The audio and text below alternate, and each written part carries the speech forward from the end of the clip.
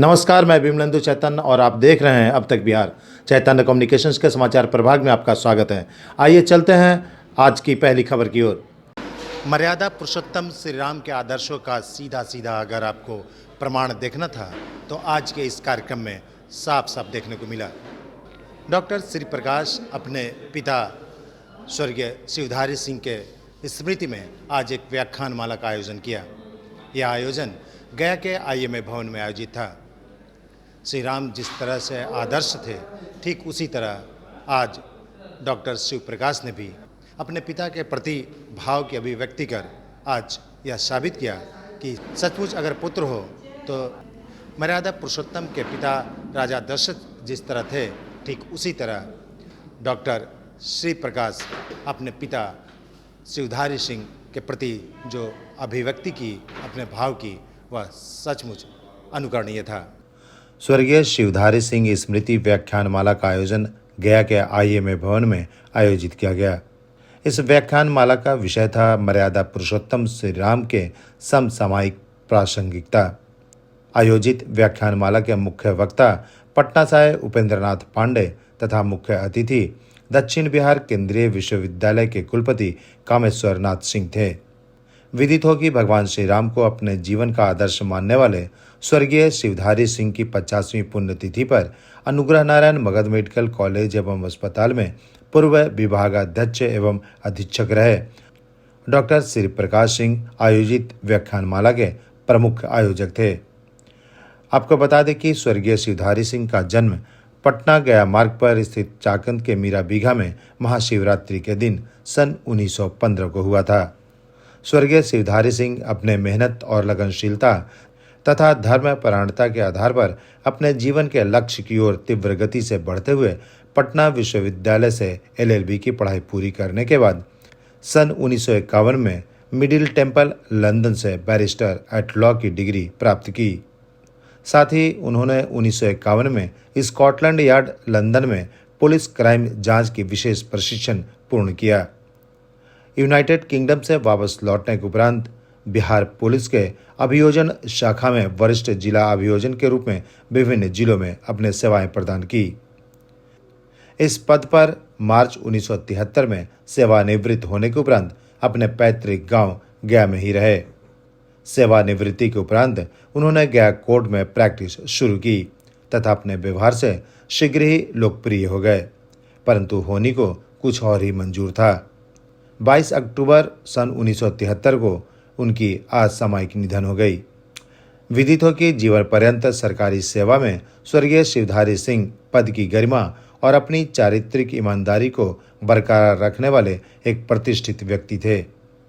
कानून में गहरी अंतर्दृष्टि के साथ भाषा और साहित्य पर उनकी पकड़ अदालत में उनके तर्कों के सामने लोगों के लिए प्रेरणा का स्रोत बने रहे। Honesty is the best policy के सिद्धांत का सदैव अनुगामी रहे स्वर्गीय शिवधारी सिंह एक दिग्गज कानूनविद के अलावे सदैव लोगों के प्रिय बने रहे। दक्षिण बिहार केंद्रीय विश्वविद्यालय ने स्वर्गीय शिवधारी सिंह को मान्यता और सम्मान देते हुए इस वर्ष से विधि संकाय में टॉपर छात्रों को उनके नाम पर गोल्ड मेडल देने की शुरुआत की है। भगवान श्री राम को जीवन पर्यंत अपना आदर्श मानने वाले स्वर्गीय शिवधारी सिंह के 50वीं पुण्यतिथि के अवसर पर आयोजित व्याख्यानमाला में कई विद्वानों के अलावे पूर्व IPS एवं DGP उमेश कुमार सिंह, पूर्व विभागाध्यक्ष मगध विश्वविद्यालय के प्रोफेसर विश्वनाथ सिंह, अमरेंद्र कुमार, लखनऊ केंद्रीय विश्वविद्यालय संस्कृत स्थानम से आई शोध छात्रा सुश्री रश्मि भारद्वाज एवं कृष्णा प्रिया ने अपने गायन से लोगों को मंत्रमुग्ध कर दिया। इस संपूर्ण आयोजन में डॉक्टर श्री प्रकाश सिंह एवं उनकी धर्मपत्नी श्रीमती दुलारी सिंह, इस कार्यक्रम में गया के प्रसिद्ध चिकित्सक doctor Vijay Kumar Karan, doctor Shivbachan Singh, doctor Purnendu Shekhar, doctor DK Sahay, Mira Bigha के मुखिया उमेश सिंह, प्रधानाध्यापक संजय कुमार के अलावे lions club, chamber of commerce, Vivekananda केंद्र सहित विभिन्न सामाजिक एवं धार्मिक संगठनों के गणमान्य लोग मौजूद थे।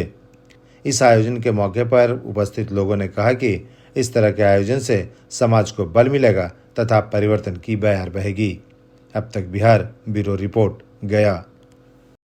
श्री शिवधारी स्मृति व्याख्यानमाला के अंतर्गत आज एक सभा का आयोजन किया गया, जिसमें कि रामचरितमानस में आदर्श के आदर्शों पर उसकी समसामयिक विषयों पर जो चर्चा हुई, हमारे पटना से आए मुख्य वक्ता डॉक्टर उपेंद्र नाथ पांडे ने इस पर बहुत ही क्रमिक ढंग से एक प्रकाश डाला, और जो कि मेरा मानना है कि अपने जीवन को और समाज को और देश को और खूबसूरत बनाने में और उन्नत बनाने में रामचरितमानस से बेहतर कुछ हो नहीं सकता है। आवश्यकता है कि हम उसकी बातों को समझें और उसका अपने चरित्र में इस्तेमाल करें। धन्यवाद। ये व्याख्यानमाला आगे भी चलती रहेगी। धन्यवाद। हमारे डॉक्टर साहब मतलब हमारे father in law Shivdhari Singh ji का 50वीं पुण्यतिथि है, जिसके उपलक्ष्य में डॉक्टर साहब को बहुत दिन से मन था कि हम एक ऐसी सभा करें जिसमें कि मानस पे कुछ चर्चा हो। तो आज हम लोगों ने अपने इस कार्यक्रम को पूरा किया और कोशिश करेंगे कि हम लोग आने वाले समय में हमेशा करें और इतने ही अच्छा से होए। स्वर्गीय शिवधारी सिंह जी की स्मृति में श्री डॉक्टर श्री प्रकाश सिंह जी द्वारा मर्यादा पुरुषोत्तम राम की समसामयिक प्रासंगिकता विषय पर आयोजित यह संगोष्ठी अति समसामयिक है। ऐसे समय में जब अयोध्या में श्री रामचंद्र जी के मंदिर का उद्घाटन जनवरी में प्रस्तावित है, उस कालखंड में इस प्रकार का कार्यक्रम आयोजित करना यह एक बहुत ही महत्व है और प्रकारांतर से यह समय बहुत ही अनुकूल है। महापुरुषों की यादों को संजोए रखना, उनके आचरणों को अपने जीवन में अंगीकार करना, उनके स्मृति में कार्यक्रम आयोजित करना, ये समाज का दायित्व है और हम लोग उसी नाते इस दायित्व का निर्वाह कर रहे हैं। और निश्चित रूप से जो इस संगोष्ठी में आज तथ्य उभर करके आए, वह तथ्य इस बात को उद्घाटित करते हैं कि भारत की समस्याओं का समाधान भारत के गर्भनाल में छिपा हुआ है, किसी विदेशी द्वारा आयोजित विचारों में इस समस्याओं का समाधान नहीं है। में रामायण के बारे में जो भी जानकारी मिली वो बहुत अच्छी जानकारी है और समाज के लिए लाभदायक है। और रामायण के बारे में मैं तो स्कूल एज से पढ़ते आया हूँ, लेकिन आज जो हमारे पांडे जी ने कहा तो वो सुन के हमको यही लगा कि हम कखा भी नहीं जानते थे उसके बारे में, इसलिए हम भी काफ़ी उससे आज सीखे और समाज को उससे सीखना चाहिए। यही हमारी शुभकामना है। आज की व्याख्यानमाला जो है मर्यादा पुरुषोत्तम राम के जीवन की प्रासंगिकता अभी के जीवन में, हम लोगों के जीवन में कितनी प्रासंगिक है, इस पर रखी गई थी। और इसके मुख्य वक्ता प्रोफेसर उपेंद्र नाथ पांडे ने बहुत अच्छे ढंग से जो है समझाया कि उनके जीवन के आदर्शों को कैसे हम अपने जीवन में समाहित कर सकते हैं और इससे जो है अपने जीवन को बदल सकते हैं और समाज को बदल सकते हैं और राष्ट्र को भी बदल सकते हैं। रामचरितमानस पर आज जो चर्चा हुई, धन्य धन्य हम श्रोतागण कृत्य हो गए। एक मंच पर एक भूगोल के विद्यार्थी, एक अर्थशास्त्र के विद्यार्थी, एक चिकित्सा क्षेत्र के विद्यार्थी, सबों ने मिलकर एक समा ऐसा बनाया कि हम सभी मंत्रमुग्ध हो गए। मानो कैसे यह 3-3.5 घंटे का समय गुजर गया, यह हम लोग को पता नहीं लगा। लग रहा है कि बातें अभी अधूरी रह गई और हम कोशिश करेंगे और हम डॉक्टर साहब से यह मांग करेंगे कि फिर ऐसा कोई समा बनाएं, कोई ऐसा महफिल सजाएं जिसमें रामचरितमानस की प्रासंगिकता पर बात हो। सभी लोगों ने रामचरितमानस आज के डेट में कितना प्रासंगिक है, हम तो ये कहते हैं कि इस पर कोई चर्चा ही नहीं होनी चाहिए। यह तो खास करके यह कलयुग के लिए ही लिखा गया है। गोस्वामी तुलसीदास जी सन 1631 में इसे प्रकाशित करवाया। ये हमेशा संस्कृत में शुरू किए थे और संस्कृत में रात में लिखते थे और सवेरे समाप्त हो जाता था। भगवान ने स्वप्न दिया, ये क्या कर रहे हो, संस्कृत एक कलिष्ठ भाषा है और कलयुग के लोग इसे नहीं समझ पाएंगे, आप इसे गवई भाषा में लिखिए जो सबों को एक मर्मज्ञ से लेकर के एक गवई, एक गांव में रहने वाला आदमी भी लिखे। इसलिए इसकी प्रासंगिकता तो है ही, यह हम ही लोग लिखा गया है जो हम लोग कलयुग के वासी हैं। इसीलिए इस पर चर्चा हुई और ये हम लोगों को बहुत अच्छा लगा। धन्यवाद। गणनायकाय गणगणाध्यक्षाय धीमहि शरीराय गुणमण्डिताय गुणेशानाय धीमहि गुणातीताय गुणाधीशाय गुणप्रविष्टाय धीमहि एकदन्ताय वक्रतुण्डाय गौरीतनयाय धीमहि गजेशानाय भालचन्द्राय श्रीगणेशाय धीमहि श्रीगणेशाय धीमहि श्रीगणेशाय धीमहि।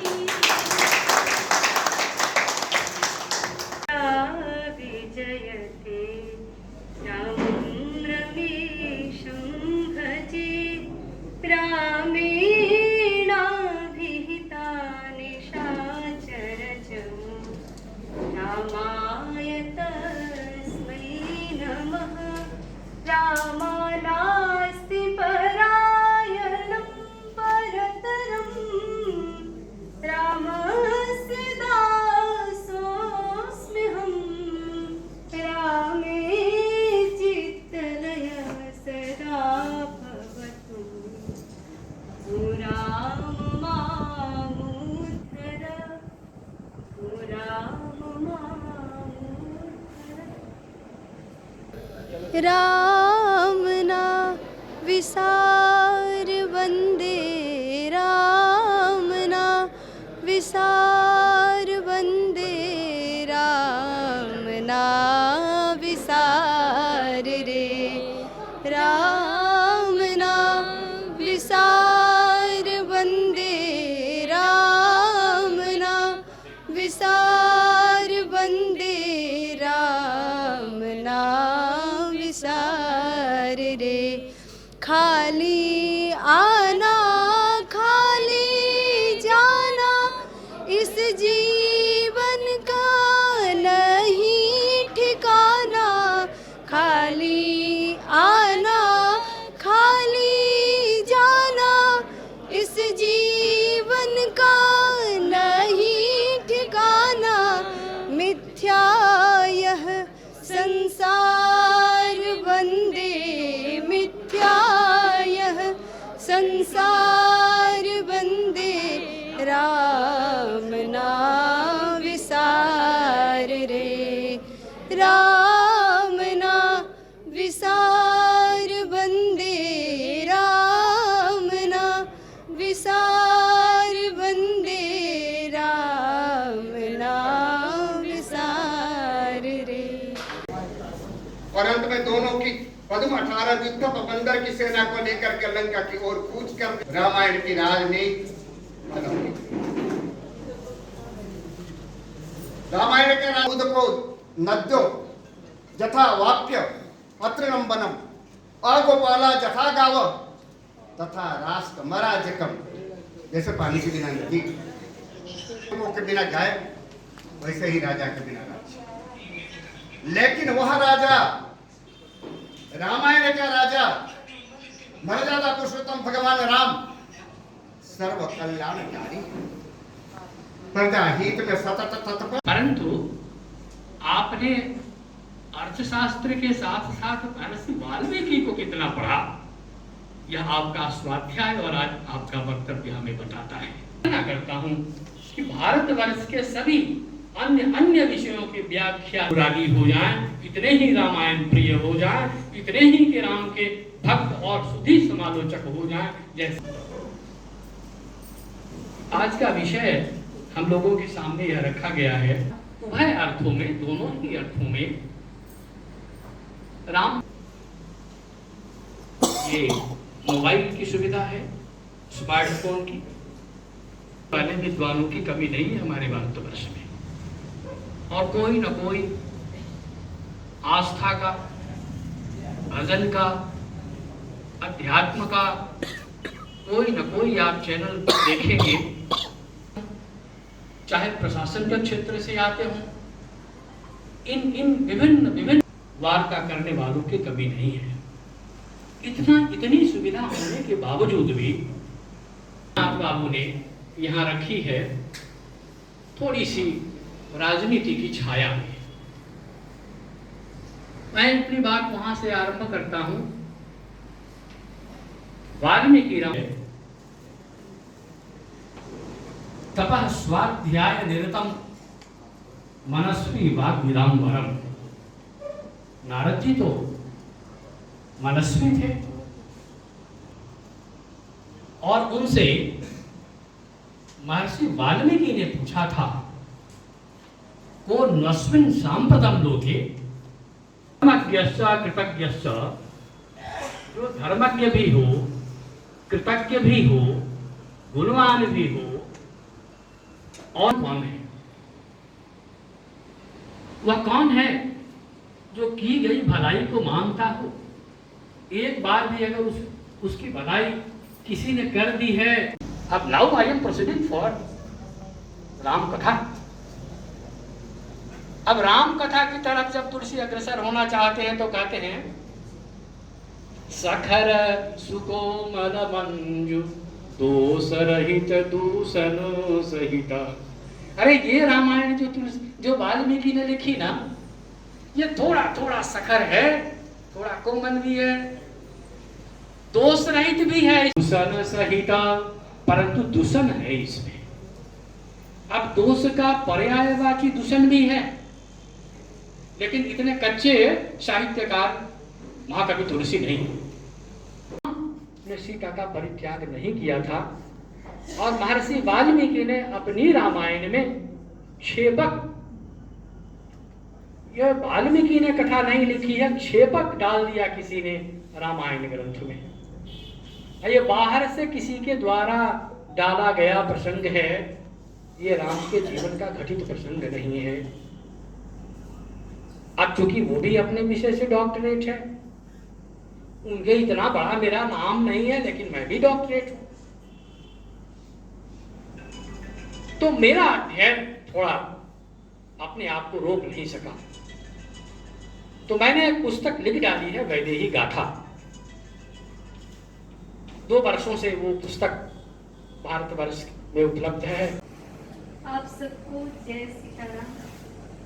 सर्वप्रथम आज के इस कार्यक्रम को मैं उन महान विभूति दिव्य लोकवासी कोटि कोटि नमन करती हूँ।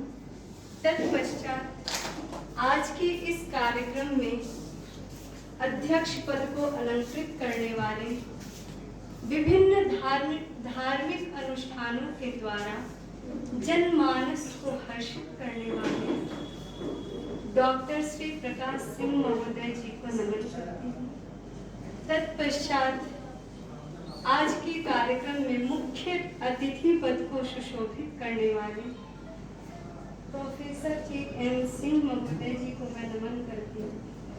तत्पश्चात अपने ओजस्वी वाणी के द्वारा सूरज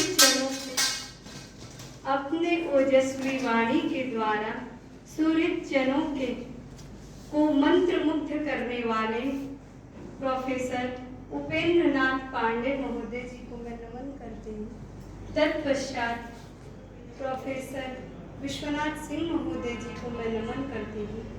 यहाँ पर उपस्थित सभी विद्वज्जनों को मैं नमन करती हूँ।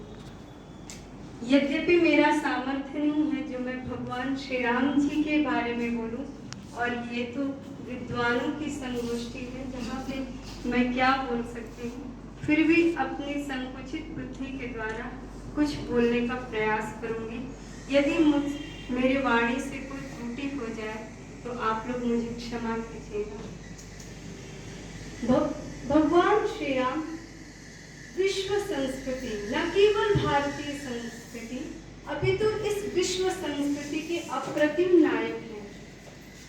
भगवान श्री राम जी विश्व संस्कृति की एकता एवं अखंडता सूर्यधाम। इस प्रकार महाराज दशरथ जी परलोक सिधार जाते हैं। भगवान श्री राम जी के आदर्श को देखिए, वो यह जानते थे कि उनके पिताश्री उनके बिना एक क्षण भी नहीं रह सकते हैं, फिर भी अपने पिता के यश की रक्षा के लिए वो 14 वर्ष का वनवास स्वीकार करते हैं और अपने माता के दिए हुए वचनों का अक्षर अक्षर पालन करते हैं। ये भगवान श्री राम जी हैं।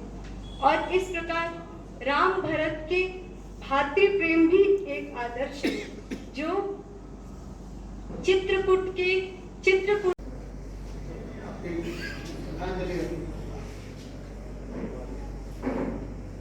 आज उनके पूरे कार्यों को हम याद कर रहे हैं। मैं समझ सकता हूँ कि जिसने अपने जन्मकाल से लेकर के उनके अंतिम सफल पर जो कुछ भी देखा होगा, आज उनके मुंह में उमड़ रहा हूँ। बहुत ही संवेदनशील क्षण उनके लिए लेकिन इस प्रकार के कार्यक्रम करके हम उनके प्रति श्रद्धांजलि दे सकते हैं। यह कार्यक्रम हमें इसके माध्यम से हम उनको याद कर रहे हैं, उनके चिंतन को, उनकी समझ को, उनकी सोच को, उनके सिद्धांतों को, उनके आदर्शों को हम, और इसलिए इस प्रकार के कार्यक्रम लाया है, तो जिंदा किया है। मैं आपको इसके लिए साधुवाद देता हूँ। मैं जानता हूँ कि कार्यक्रम में अंतिम वक्ता की क्या स्थिति होती है। मैं देख रहा हूँ कि सभी के चेहरे पर लकीरें बन रही हैं। सभी लोग दरवाजे की ओर देख रहे हैं कि इतना कुछ झेला गया, और कब तक झेलेंगे। मैं समझ रहा हूँ कि ये समाप्त होने वाला है। और वैसे भी मैं भूगोल का विद्यार्थी हूँ, भूगोल का विद्यार्थी हूँ, मानस का मर्मज्ञ नहीं हूँ। और भूगोल अध्ययन करता है टाइम एंड स्पेस का, समय और स्थान का। और जो टाइम और स्पेस का ध्यान जीवन में नहीं रखता है कि किस स्थान पर बैठे हैं और कौन सा समय है, इतना बोलना चाहिए। पुरोहित होने के नाते अपने समय को अपने विषय के अनुरूप टाइम और स्पेस के अनुसार उसका आचरण करते हुए अपनी बातों को चंद शब्दों में समाप्त करना चाहता हूँ। अभी एक बेटी ने जो एक प्रसंग सुनाया, यह भी समरण में लंका रामम रोचते लक्ष्मण जननी जन्मभूमि स्वर्गादपि गतिस्थ। यह मुझे राम के चरित्र से जीवन प्रासंगिक है। आज का युवा ज्यादा पढ़ लिख ले रहा है, कम पढ़ रहा है तो काम करना ही छोड़ दे रहा है।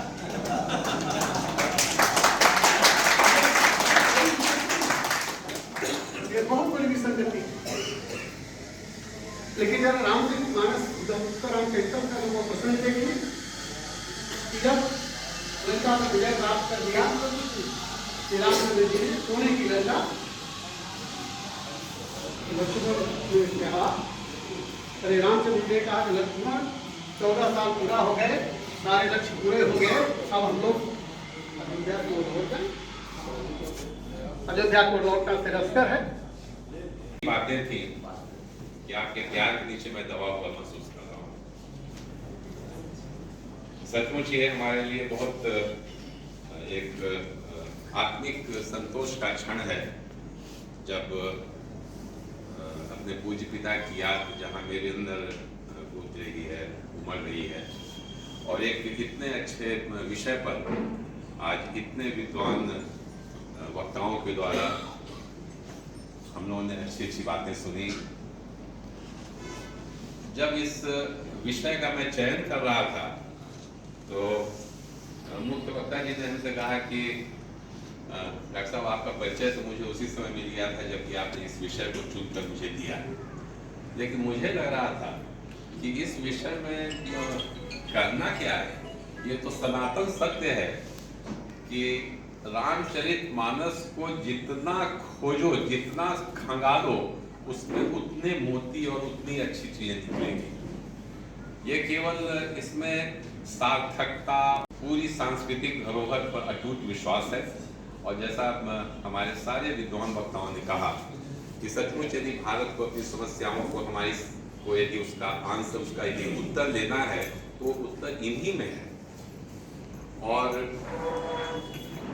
फर्क केवल इतना है कि हम कुछ कोशिश करके, प्रयास करके मानस के प्रत्येक चौपाई से कुछ न कुछ सीख सकते हैं, ग्रहण कर सकते हैं। आज बातें हुई, करुणा पे बातें हुई, और भी कई गुणों पर बातें हुई। बहुत विशाल एक सूची है जिस पर उन्होंने आज बातें की। करुणा के बारे में कहते हैं कि यदि हम किसी को कुछ देते हैं तो उस देने में भी यदि करुणा नहीं है तो उसका कोई अर्थ नहीं। तो करुणा एक ऐसी चीज है जो हम सबों के बिल्कुल हृदय के अंदर बसता है और उससे हमारा चरित्र जो है वो निखरता है।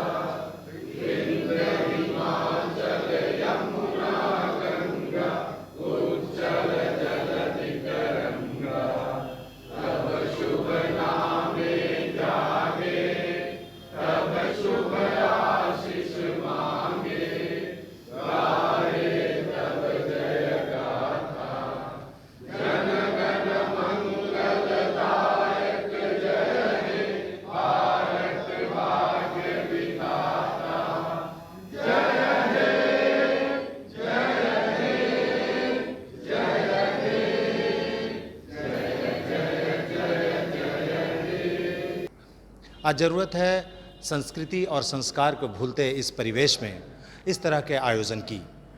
डॉक्टर शिव प्रकाश ने जो आयोजन किया आज उन पुत्रों के लिए मील का पत्थर साबित होगा जो पुत्र आज पाश्चात्य सभ्यता की ओर अग्रसर हो रहे हैं। विमलेंदु चैतन्य, अब तक बिहार, गया।